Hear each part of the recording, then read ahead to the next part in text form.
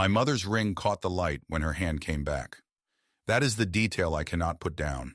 Not the sound, not the gasp from 30 people at once. The ring. Her mother's garnet, the one she polished every Sunday before church. It was the 4th of July. Paper plates, little flags on toothpicks, burgers going gray on the grill because everybody had stopped moving. My wife stood there with her cheek turning red. She did not touch it. She did not cry. She looked at my mother the way you look at weather. Something that happens, something you cannot argue with. My mother straightened her blouse and said it loud enough for the neighbors. You'll never be one of us. Take your things and go. 27 years my wife had been coming to that yard. 27 years of smiling at the card table by the kitchen door. She never once raised her voice to that woman. Not once. Somebody had to be the first to stop pretending that mattered. I did not argue. I did not say a word. I took Faye's hand, and we walked past the coolers and the horseshoe pit and the folding chairs I had carried in that morning. I backed my truck out past the parked cars of people who would not look at me. The next morning, my mother called me panicking. Not about my wife. Never about my wife. But I'm getting ahead of myself. I'm Gordon Tillman, 67 years old, retired plumber, Harlow Springs, Tennessee. Widowered once by a business, if that counts.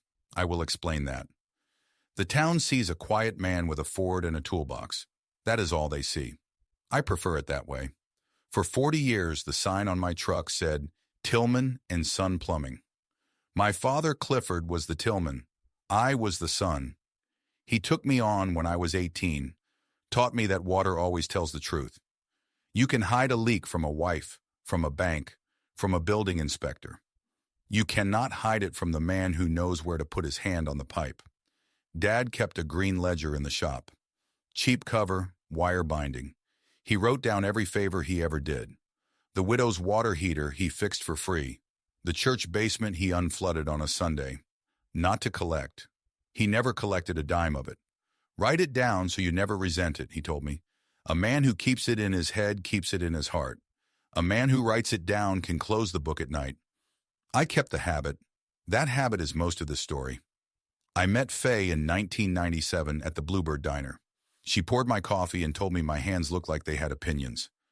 I married her 10 months later. She was a waitress then. She runs the elementary school kitchen now. 300 kids a day, fed on time, on a budget the county should be ashamed of. My wife is the most competent person I have ever known, and I have known pipe fitters. Our daughter Abby came along in 1999. She has her mother's steadiness and my hands.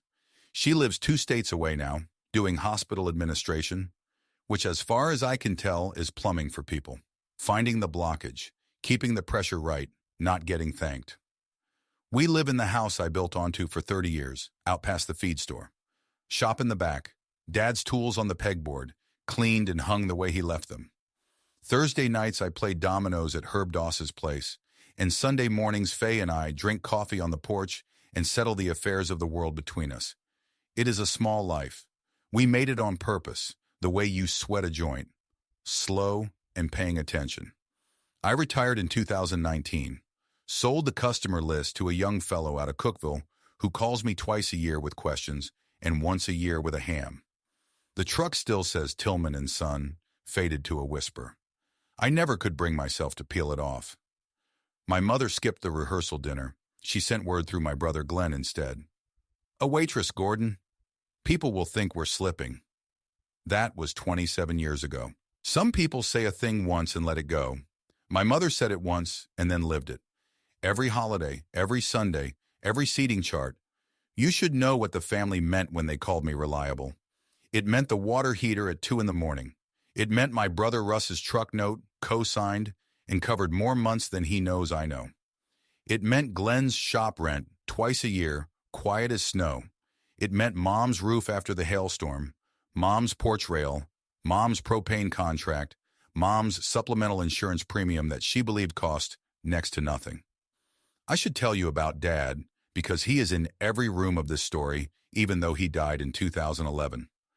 Clifford Tillman worked with his sleeves rolled to the elbow for 50 years and never once raised his voice that I heard. The cancer came in 2009 and took its time, the way it does. Those last 2 years were hard years, and hard years cost money, and insurance companies are very polite about the part they will not pay. I watched my father, the proudest man I knew, sign papers at the kitchen table with his reading glasses low on his nose, and I did not understand until later what all he was signing. He died in March of 2011, 74 years old. Half the county came, 3 preachers spoke, and every one of them told a story about a pipe fixed free of charge. At the funeral lunch, my mother held court in black and told Faye the deviled eggs were store quality. She meant it as a compliment, is what my brother said. My brother said that a lot over the years. She means well. That phrase does a great deal of heavy lifting in families like mine. The town saw a quiet man with a truck. My family saw a wallet with a pulse. Neither one asked who I was. Here is how 27 years of small cuts works.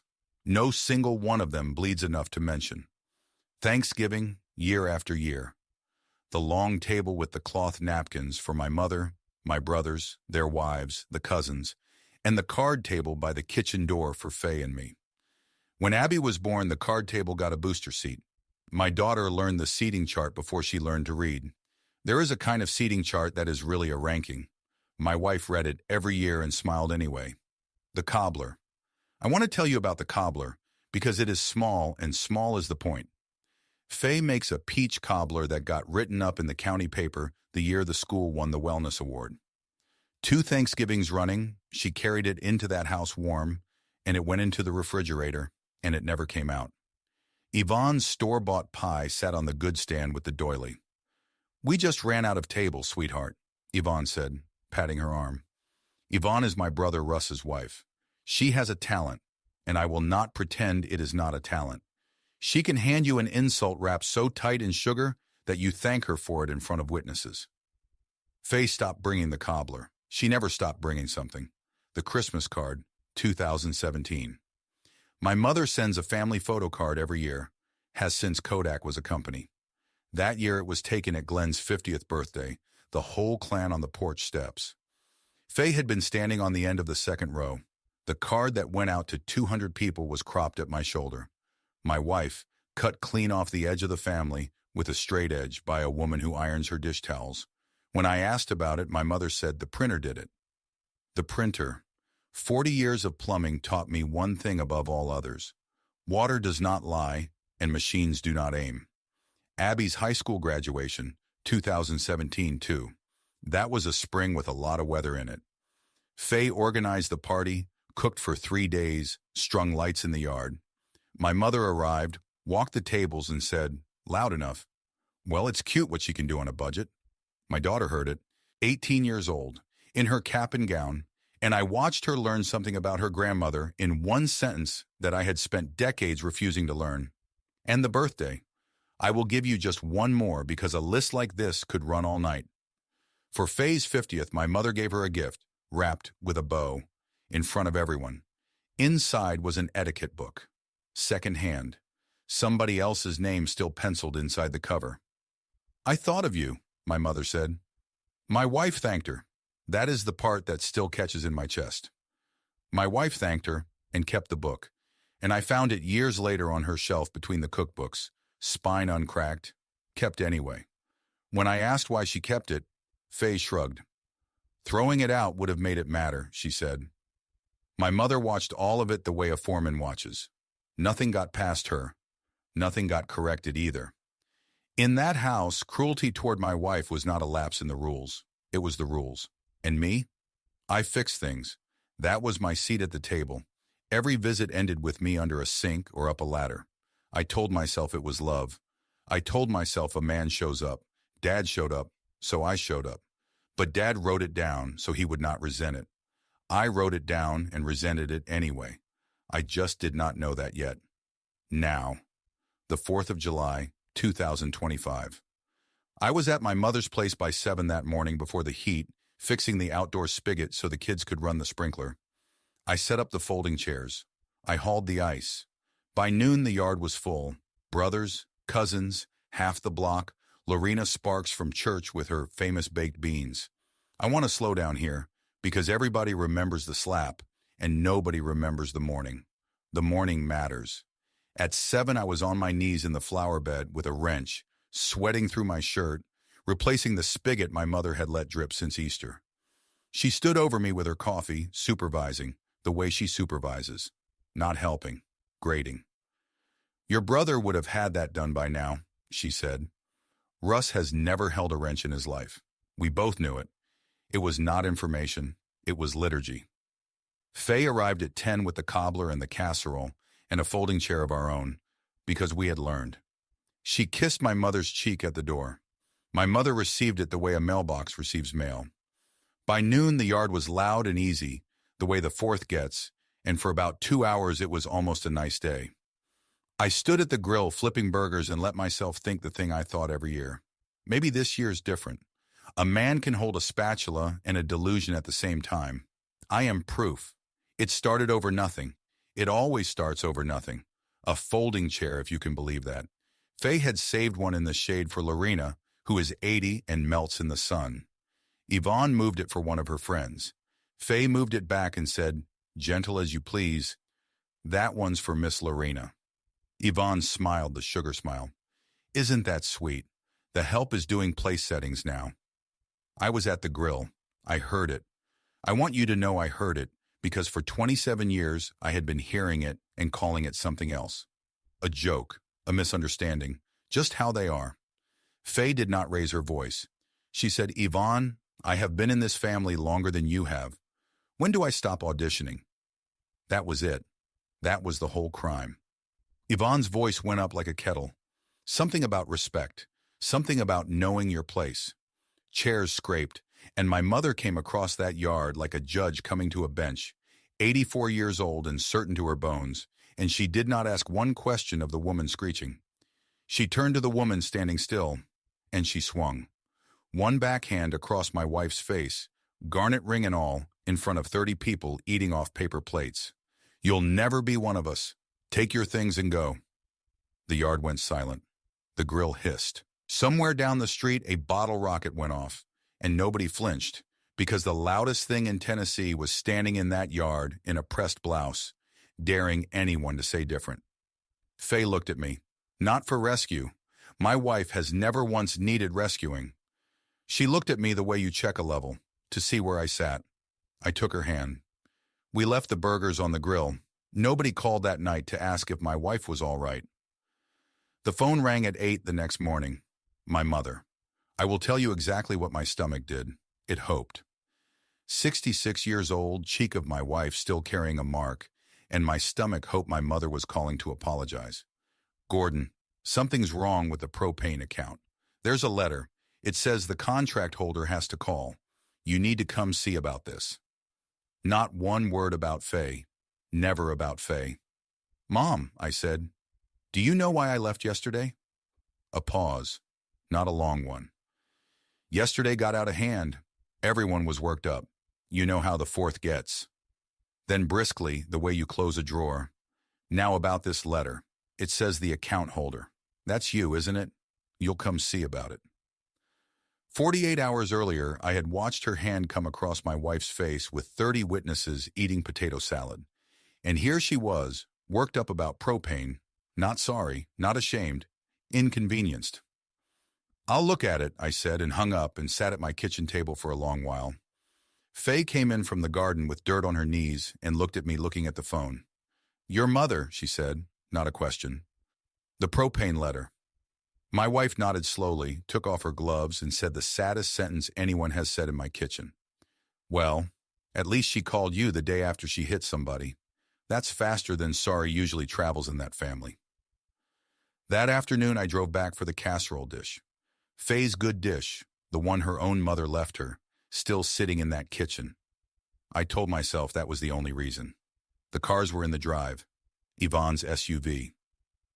I came up the porch steps quiet, the way a man walks when the house he is walking to has stopped being his. And I stopped at the screen door because I heard my name. My mother's voice, easy as Sunday. "He'll be back by the weekend. He always comes back. Who else would he even be?" Yvonne with a laugh in it. "And when the house comes to Russ, she will learn her place for good. She can wait tables at the estate sale." "That's already settled," my mother said. It's in the family. It stays in the family. I stood on that porch with my hand on the door and did not open it. They were dividing up an inheritance that did not exist. The house they were promising each other had my wife's name on the deed. It had been hers for 15 years, hers and mine, and she had never told them, to protect the pride of the woman who had just hit her. You want to know the exact moment the benefit of the doubt dies? It is not loud, nothing tears. It is a screen door on a July afternoon, and a man realizing that the people he carried never once wondered if they were heavy. I took the dish off the porch rail where Faye had left it wrapped. I drove home, cold, clear, quiet. Herb Doss has been my Thursday Domino's partner for 20 years. Before that, he was branch manager at Harlow Savings for 30. Herb is the other man in this county who knows what I'm about to tell you, and he kept it to himself for 15 years, which tells you what kind of man plays dominoes with me. I sat on his porch that Thursday and told him all of it. The slap, the screen door, the estate sale joke. Herb rocked a while. Herb rocks the way other men think. You know what I watched for 30 years at that bank? He said. Men coming in wanting to burn something down. Their brother's business. Their ex-wife's credit. And the ones who did it always ended up owning the ashes. He looked at me.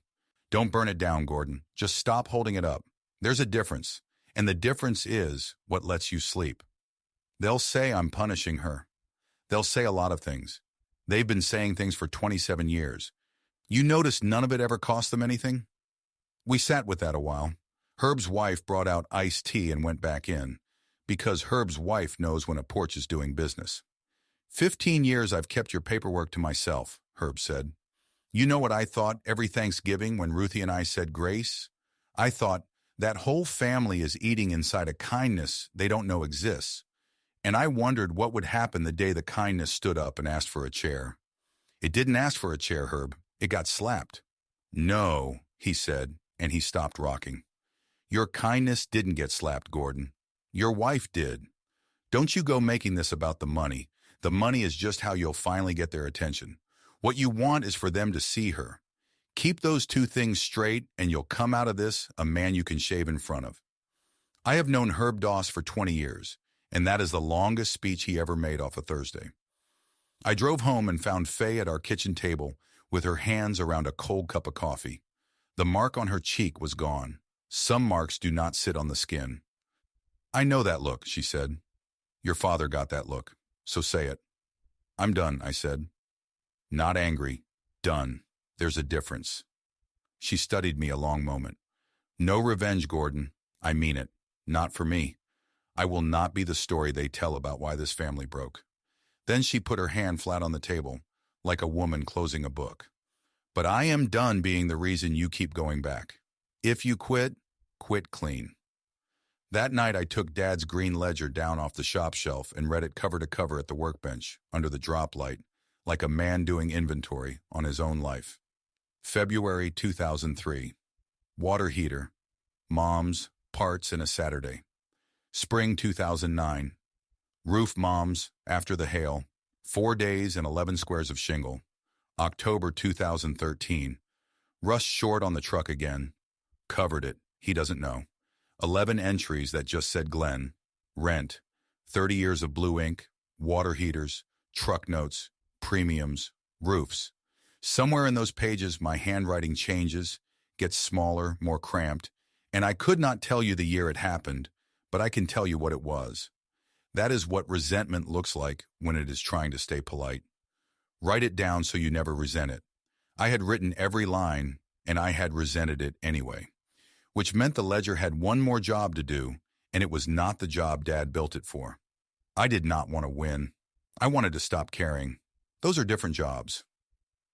Sylvia Kessler's office is above the pharmacy on Main. Estate law mostly. Wills and deeds and the quiet paper that holds families together or does not. I put the ledger on her desk and told her what I wanted. She listened all the way through, took some notes, and folded her hands.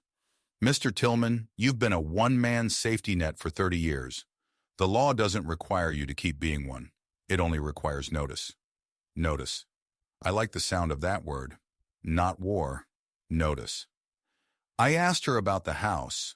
I told her what I was afraid of, which was my own family in a room, deciding my mother's roof was a weapon one side or the other could pick up. Sylvia nodded like she had heard this song before, because she has. Estate lawyers hear every family's B-side. There's an instrument for that, she said, a life estate. You and your wife keep the deed. Your mother holds a legal right to live in that house until the day she dies. Recorded at the courthouse, same as the deed. It doesn't depend on anyone's mood, anyone's apology, or anyone's good behavior. Yours included. Once you sign it, you can't change your mind on a bad day, and neither can she. That's the point of it. So it protects her. From me. It protects her from everyone, Sylvia said, including the version of you that shows up at 2 in the morning when you remember the slap. Men come in here wanting leverage, Mr. Tillman. You're asking me to help you give it away. I'll have it drafted by Friday. Here is what quitting looked like for anyone keeping score at home.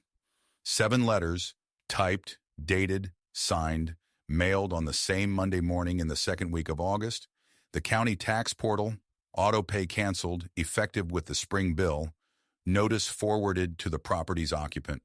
The homeowner's insurance transferred out of my billing, 30 days paid grace so nothing lapsed while she made arrangements. The propane contract in my name since 2011 closed out, balance 0. The well service agreement, same. Her supplemental health premium, the one she believed cost next to nothing, because it cost her nothing, moved to her own draft with 60 days covered ahead. Because I quit fixing, I did not quit caring whether my mother could see a doctor. And Russ's truck note.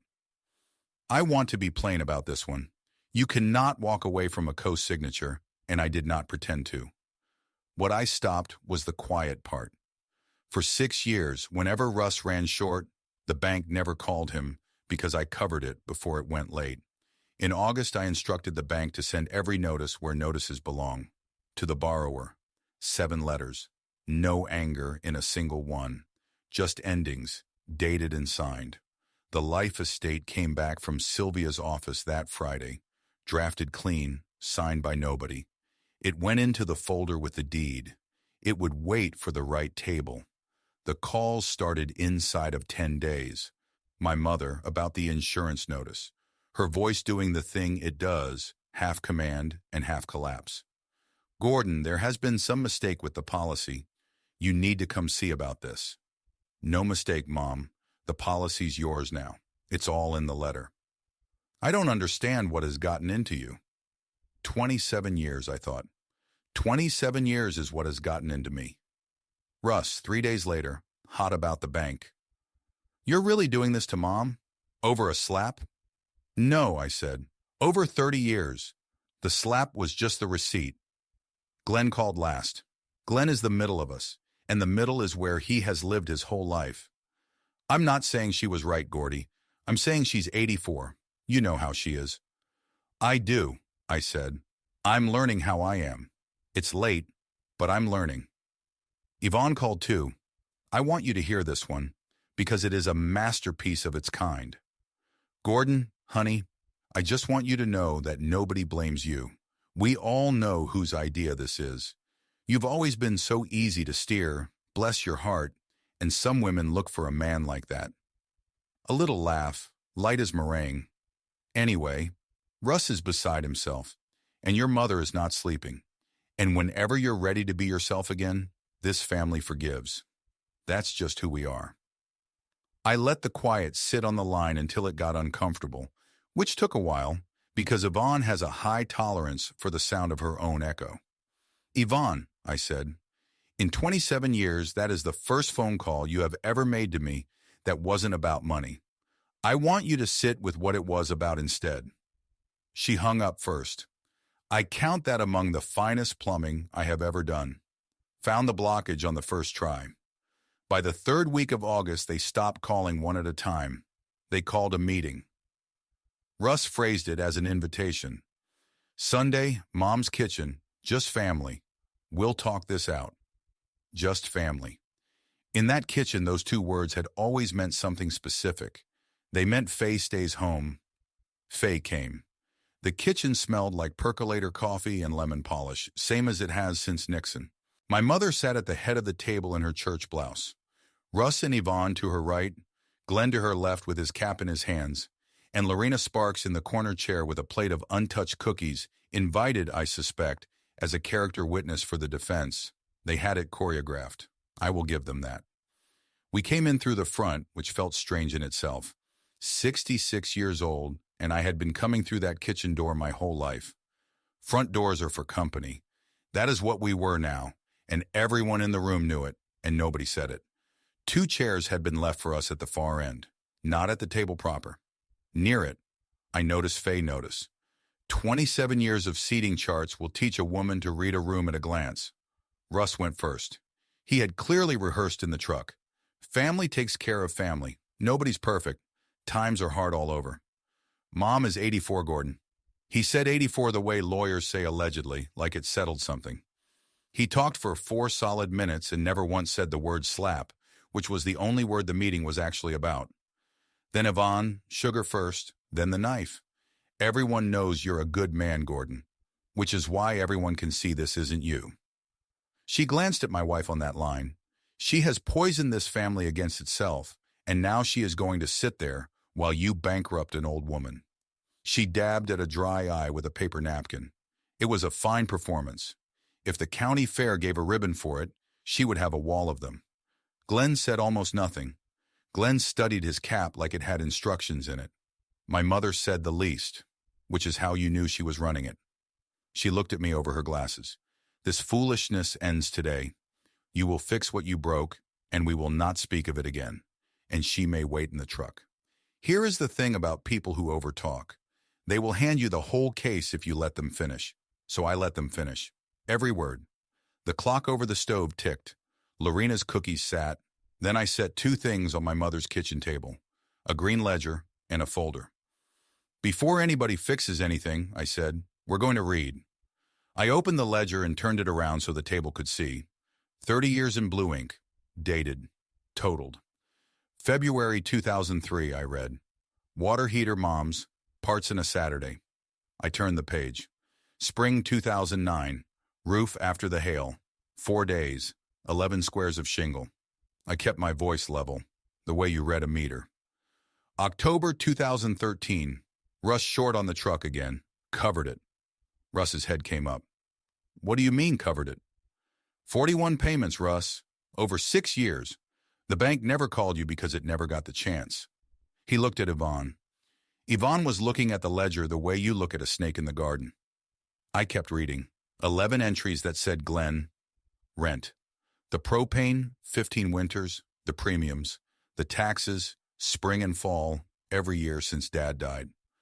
Page after page in blue ink, and the only sound in that kitchen was paper turning and the clock over the stove. Lorena Sparks had stopped pretending not to listen. Her hand was at her collar. $241,000, I said. Give or take a water heater. I never asked for a dime of it back, and I am not asking now. Dad taught me to write things down so you never resent them. So nobody at this table gets to call the last 30 years a mistake. It's all right here. It was on purpose. Every line. Yvonne started to speak.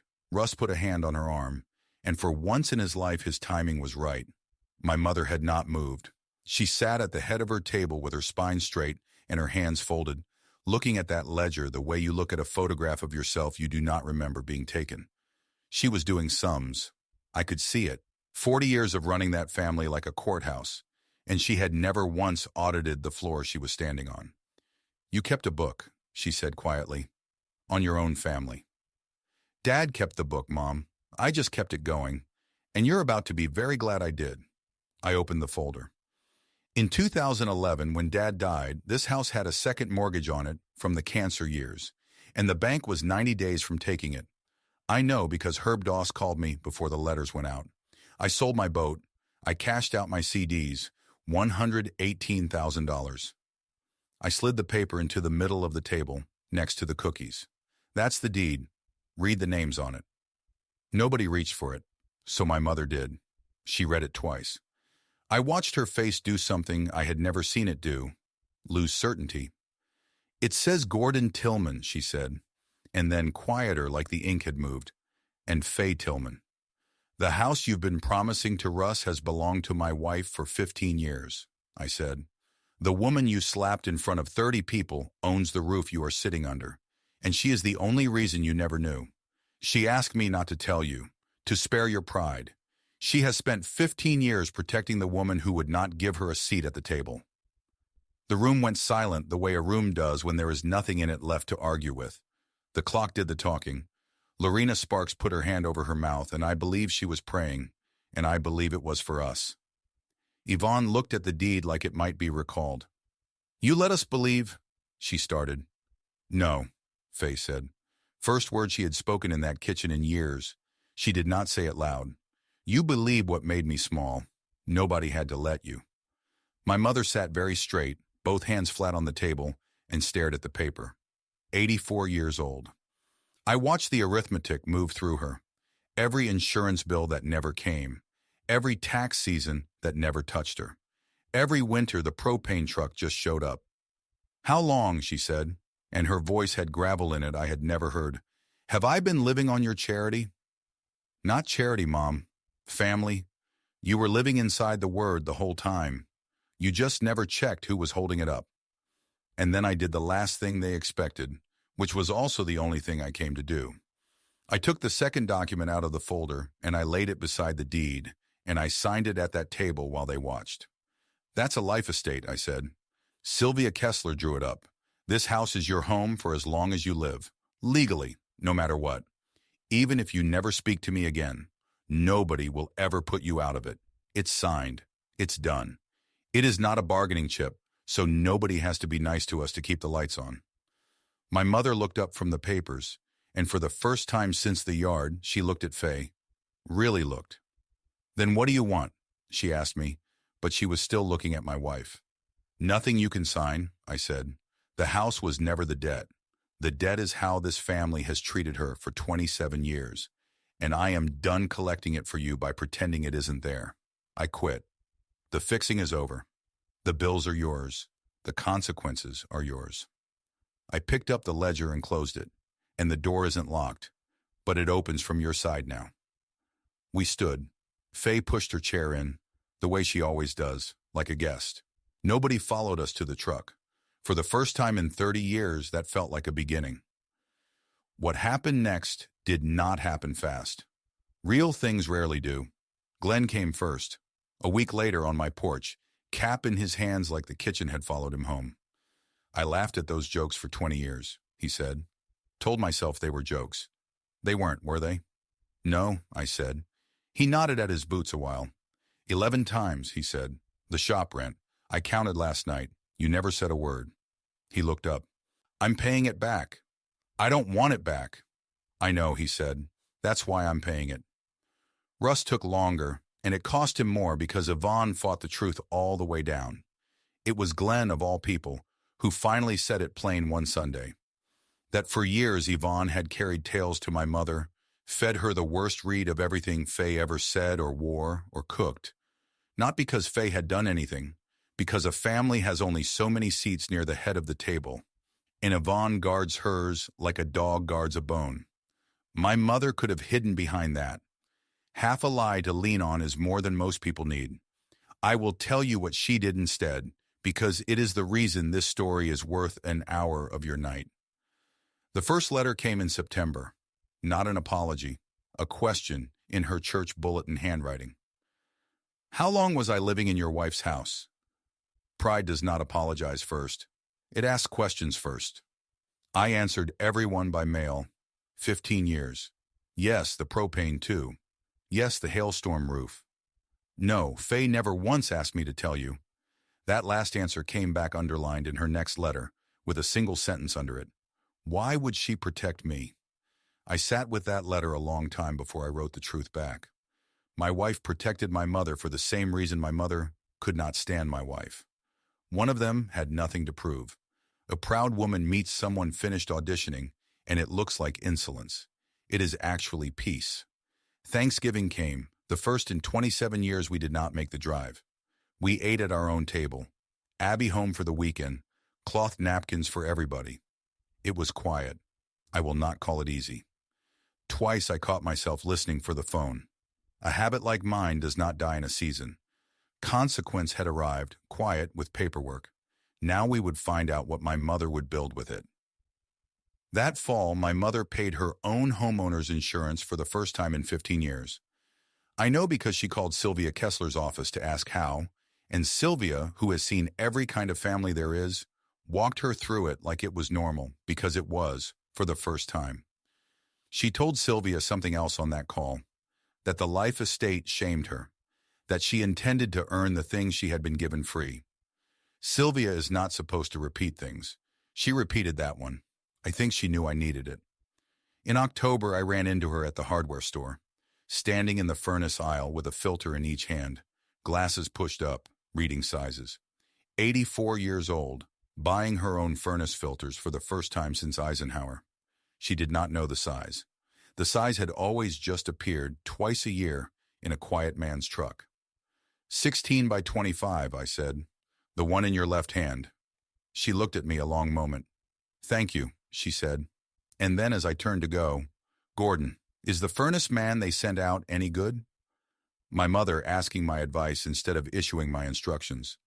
A man notices the first time in his life a thing happens. He's good, I said. Dad trained him. She paid for her filters and carried them out herself. In February, her pipes froze, the way they do in that house every hard winter, and for the first time in 40 years, nobody named Tillman fixed them. She called a plumber out of the book, paid him, and then she did something that told me more than any letter. She mailed me the receipt. No note but 3 words across the top in church bulletin handwriting. I handled it. I put it in the green ledger, the last thing ever added, on a page by itself. Some entries are deposits. Winter came, and in the second week of December, my mother did the hardest thing I have ever watched a proud woman do. She called Faye, not me, Faye. She asked my wife to teach her the cobbler. They stood in our kitchen, those 2 women, 4 hands in the flour, and my mother attempted an apology the way you attempt a language you never learned. Badly, sideways. Something about hard years and how her own mother ran a house. Faye let it fall short and did not rescue it, and rolled the dough. And then my mother stopped, with her hands still in the flour, and tried again, plain this time. I hit you because you never needed me, she said. You came into this family already whole, and I have been small my whole life, and I made you pay for it. I'm sorry. You were never the one who wasn't family. My wife is not a crier. She wiped her hands a long time on that towel. The cobbler needs another 1/4 cup of sugar than the card says, Faye said finally. That's the secret. Now you're one of the 3 people alive who knows it. That is how my wife forgives. She hands you the recipe. I wish I could tell you Yvonne stood in a kitchen too. She did not. We keep a kind distance now. She is welcome at the table because Russ is my brother, but the sugar smile buys nothing here anymore. There is a difference between an open door and a free seat, and Yvonne is learning it at her own speed. Russ paid his own truck note all winter. In March, the bank released my co-signature, borrower in good standing. He never mentioned it, but in April he showed up unasked with a nail gun and reshingled the south side of my shop, and we did not talk while he did it, which is how men like Russ say the whole thing. Abby came home for Easter. She is 26 now. She sat in her grandmother's kitchen, at the long table, the cloth napkin table, next to her mother. Nobody made a speech about it. The seating chart just quietly told the truth for once. And then it was July again. 4th of July, 2026. We hosted, Faye and me. Smaller yard, fewer chairs, Glenn and his boys, Russ and Yvonne, Lorena Sparks, and the baked beans. Abby ran the sprinkler for the little ones like she was 9 again. At noon, a car door shut out front, and my mother came up the walk carrying a store-bought pie. 85 years old in her church blouse in July heat. She stopped at the door. She did not just walk in. My mother has walked into every room she ever entered like it owed her rent. May I come in? She asked. 85 years old, and my mother asked permission at a door for the first time in her life. That is what the work looks like. Small, late, real. Faye took the pie with both hands and set it on the good stand, next to her cobbler. We ate at mismatched tables in the shade. Nobody sat anywhere by rank. My mother watched my wife most of the afternoon, the way you study a person you are finally seeing at the right size. Late in the day, Abby raised a paper cup of lemonade and made a toast 7 words long. To the cooks, both of them. My mother laughed, an actual laugh, surprised out of her before pride could catch it. I had not heard that laugh since my father was alive. Faye touched her cup to my mother's sweet tea, and whatever passed between those two women had no men in it and needed none. When the fireworks started down at the fairgrounds, she reached over and patted Faye's wrist. Once. Briefly, like a woman still learning the language. The green ledger stays on the shop shelf now, closed. Nothing new goes in it. There is nothing to write down, because there is nothing being carried that was not offered, and nothing offered that gets resented. I did not get the family I kept paying for. I got the one that showed up after I stopped. No shouting, no lawyers in courtrooms, no dramatic ending. Just a man who put down what was never his to carry, and the people who finally noticed how heavy it was because it landed on them. That's the thing about being the one who fixes everything. Everyone calls it strength right up until you stop. Then they call it cruelty. Give it time anyway. Sometimes, if you are lucky, and if the people you love are braver than their pride, they eventually call it what it was. The truth, arriving late, with interest. If you've ever been the one who fixed everything, if you've ever watched someone you love be treated as less at a table you helped pay for, if you've ever mistaken caring for loving and learned the difference late, then this story was for you. If it meant something to you tonight, share it with someone who is still carrying more than their share. And tell me in the comments when you learn to put it down. I read everyone. Thanks for spending this time with me. And remember, no matter your age, it is never too late to put down what was never yours to carry, and never too late to pick each other back up.